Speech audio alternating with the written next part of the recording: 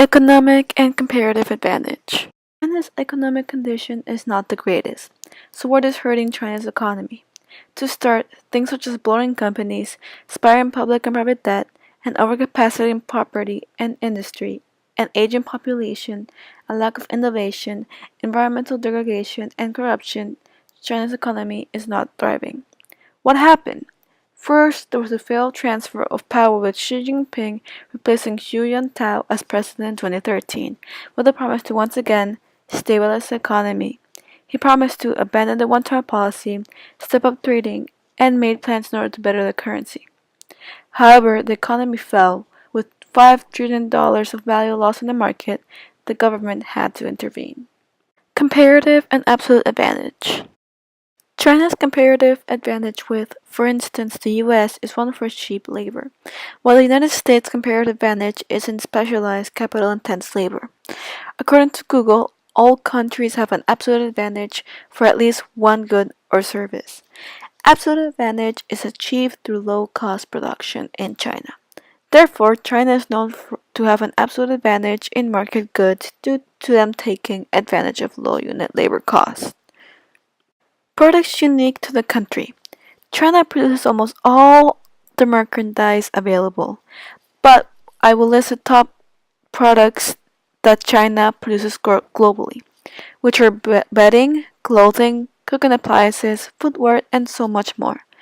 China also has a main focus on technology and produces a variety of technological products in the market today. Quality and quantity of natural resources.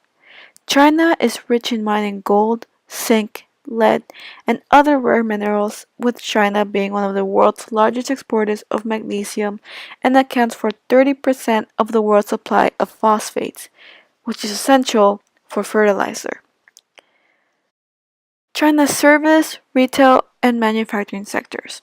As I mentioned before, China is rich in producing a variety amount of products for a low labor cost, occupying 46.8% of GDP in 2010, being in the world's largest exporter, with the manufacturing sectors contributing to 40% of China's GDP.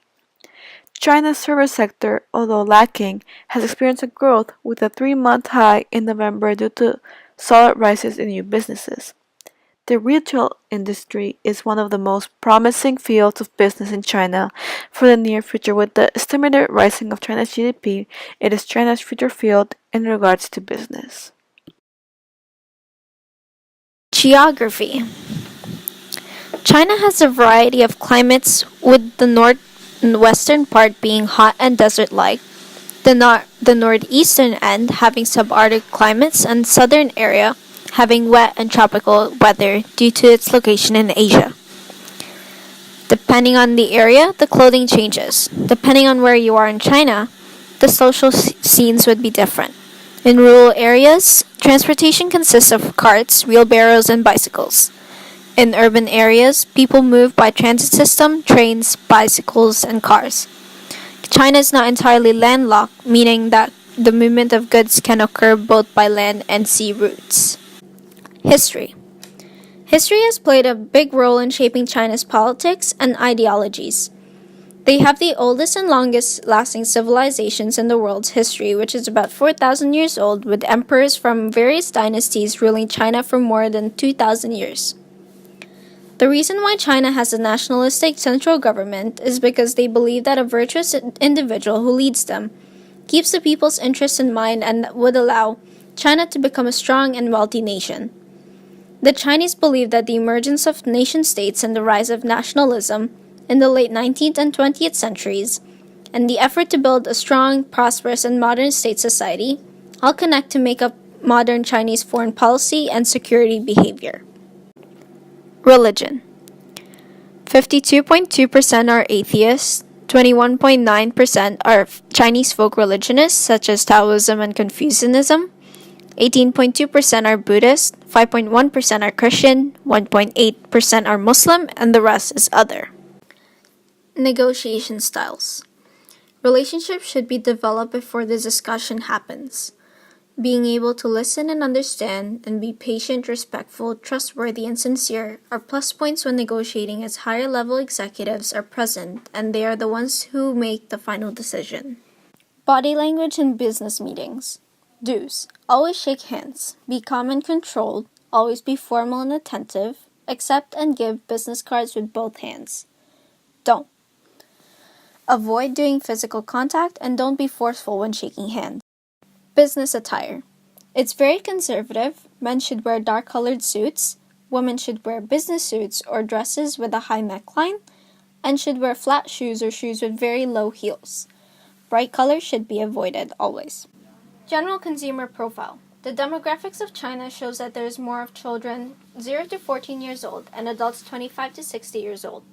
Many of the people living in China are around the middle class, which means that they have just enough discretionary income which would either be saved or used for lifestyle pleasures. There's the common consumption of imported food and organic product and custom-made products. Exercising is starting to be part of their daily life as well. The post-80s generation, those 25 to 30, have adopted a more westernized lifestyle than older age groups. The things that hold potential in the market are sporting goods and equipment, health and green foods, trendy and personalized household products and services, financial investment, and automobile after-sale services.